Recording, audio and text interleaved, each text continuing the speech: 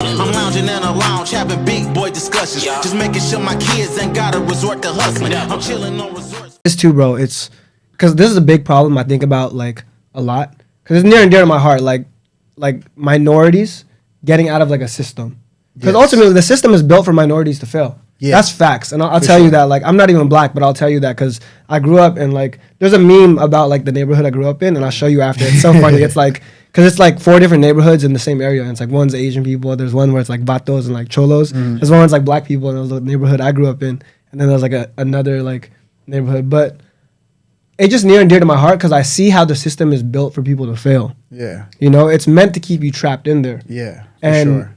And luckily, I was just around good enough people to like get out. You know, my mom included. She was like, she's an immigrant, but like my mom's traditional Asian, so she's like money and like she like very like penny pinching.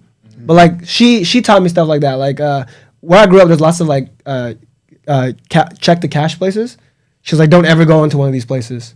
These check the cash places. Don't ever go into one of these pawn shops. They rip you off. They take your money.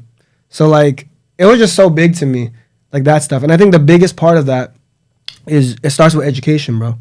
You have to teach like these minority groups how to get out. You have to teach them like, hey, this is why you shouldn't do this. This is why, because ultimately like the system is built for you to fail.